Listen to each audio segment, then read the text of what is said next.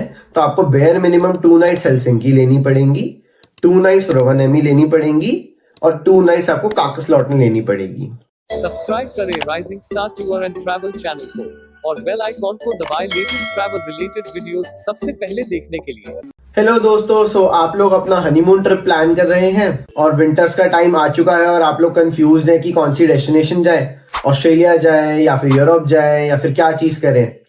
और क्या आपकी वाइफ बोल रही है या फियांसे बोल रही है कि मेरे को नॉर्दर्न लाइट्स देखनी है।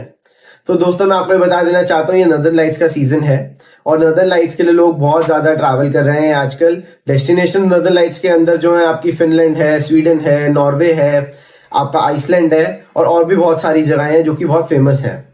आज हम अपनी वीडियो के अंदर सबसे major city for northern lights, जिसमें सबसे ज्यादा टूरिज्म अभी आजकल चल रहा है, जो कि फिनलैंड है, उसके बारे में आज हम लोग बात करेंगे। तो दोस्तों सबसे पहले हम लोग बात करते हैं फिनलैंड के वीजा के लिए।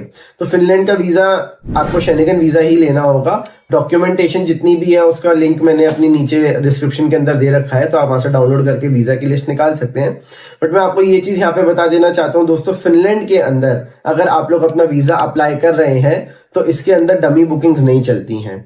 फिनलैंड वाली जितनी भी स्कैंडिनेवियन कंट्रीज हैं वो लोग ओरिजिनल बुकिंग्स पे ही आपको वीजा देते हैं, अदरवाइज आपका वीजा रिजेक्ट हो जाता है। अगर मैं बात करूं Scandinavian countries versus other European Schengen countries, तो स्कैंडिनेवियन कंट्रीज का वीजा लगना थोड़ा सा मुश्किल होता है। ये तो रही बात दोस्तों वीजा की। अब अगर हम बात करें आगे फ्लाइट्स के बारे में, तो सबसे कन्वीनियंट अगर आप लोग फिनलैंड जा रहे हैं तो सबसे कन्वीनियंट फ्लाइट जो होगी वो फिनएयर रहती है आपकी। फिनएयर इसलिए दोस्तों सबसे ज्यादा कन्वीनियंट रहती है क्योंकि एक तो सबसे पहली चीज वो डायरेक्ट फ्लाइट है।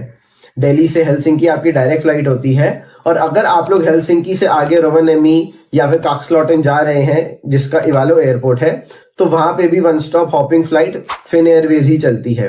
अगर आप लोग किसी और एयरलाइन से आज की डेट में उसको मर्ज करना चाहेंगे तो वो एयरलाइंस की वजह से वो काफी ज्यादा एक्सपेंसिव हो जाएगी और आपको थ्रू चेक इन भी नहीं मिलेगा।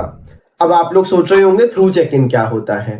तो दोस्तों थ्रू चेक इन का मतलब ये होता है आपने अपनी होम डेस्टिनेशन से जर्नी स्टार्ट करी, उसके बाद जहां पे भी आपका स्टॉप होगा, जहां पे आप फ्लाइट चेंज करेंगे, उसके नेक्स्ट फ्लाइट में बोर्ड करने के लिए आपको लगेज दोबारा से ऑफ बोर्ड ऑन बोर्ड नहीं करना पड़ेगा, वो डायरेक्टली आपको आपकी फाइनल डेस्टिनेशन पे मिलेगा। बट अगर आप लोग 2 सेपरेट एयरलाइंस बुक करते हैं तो आपको लगेज पहले लेना पड़ेगा और फिर से आपको चेक इन करके लगेज चढ़ाना पड़ेगा। इसलिए फिन एयर जो है फिनलैंड के केस के अंदर बहुत ज्यादा बेटर और बेस्ट ऑप्शन होता है, जो कि हमेशा ऑप्ट करना चाहिए है। और अगर मैं प्राइस के हिसाब से ही बोलूं तो बहुत इकोनॉमिकल भी पड़ता है अगर हम लोग फिन एयर लेते हैं थ्रू आउट। अब दोस्तों आइए आगे बढ़ते हैं अपने आइटनरी के टूवर्ड्स। आइटनरी के अंदर दोस्तों सबसे मिनिमम भी अगर आप लोग फिनलैंड का पैकेज बनाएंगे और अगर आपको कंप्लीटली ट्रैवल करना है तो आपको बेयर मिनिमम 2 नाइट्स हेलसिंकी लेनी पड़ेंगी, 2 नाइट्स रोवानेमी लेनी पड़ेंगी और 2 नाइट्स आपको काकसलॉटन लेनी पड़ेगी। इस केस के अंदर कैसे रहता है आपका, जो हेलसिंकी है वो एक सिटी है, शहर है एक, जहां पे आपको सब चीजें मिल जाएंगी, एक प्रॉपर वाइब मिलेगी, नाइट लाइफ मिल जाएगी, आपको शॉपिंग मिल जाएगी, सब कुछ मिल जाएगा। अब आगे जो नेक्स्ट डेस्टिनेशन है वो रोवानेमी है।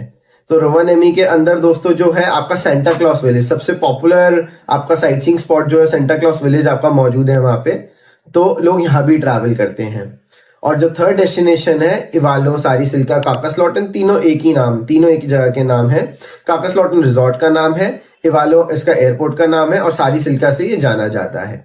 तो यहाँ पे दोस्तों लोग इसलिए जाते हैं क्योंकि most famous igloos, glass igloos जो है वर्ल्ड के, यहीं पे सिचुएटेड हैं। और इस इग्लूज में रहने का सबसे ज्यादा फायदा दोस्तों ये होता है कि आपको नॉर्दर्न लाइट्स अपने रूम से ही दिख जाती हैं।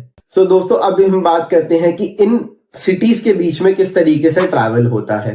दोस्तों सबसे पहले जब आपने फिन एयर ले ली तो आप डायरेक्टली हेलसिंकी तो पहुंच ही गए हैं।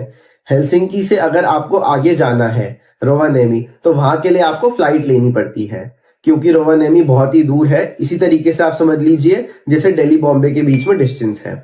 और अगर आप लोगों को फ्लाइट नहीं लेनी है तो इसके अंदर ओवरनाइट ट्रेन भी चलती है, जिसको सेंटा क्लॉस एक्सप्रेस भी बोलते हैं। ये तो रही बात आपकी हेलसिंकी और रोवानेमी के बीच में। और रोवानेमी से काकसलॉटन, इवालो जाने के लिए दोस्तों बस सर्विस चलती है, शटल सर्विसेज होती हैं जो कि आप ले सकते हैं एंड ओनली आप 3 घंटे के अंदर काकसलॉटन पहुंच जाते हैं। अब कॉकास्लॉटन से अगर आपको रिटर्न रोवानेमी आना है तो अगेन आप लोग शटल या बस ले सकते हैं, और अगर आपको बैक टू हेलसिंकी आना है तो कॉकास्लॉटन से आपको फ्लाइट लेनी पड़ेगी जो कि इवालो एयरपोर्ट से फ्लाई करके हेलसिंकी एयरपोर्ट आएगी।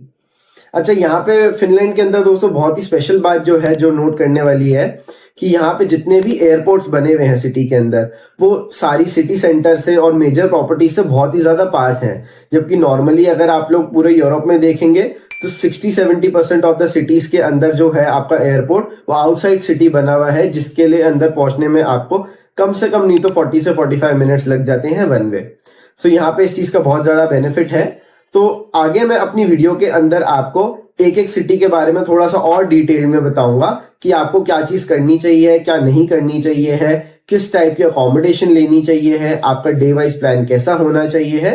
बाकी मिलते हैं दोस्तों हमारी अगली वीडियो के अंदर। Thank you.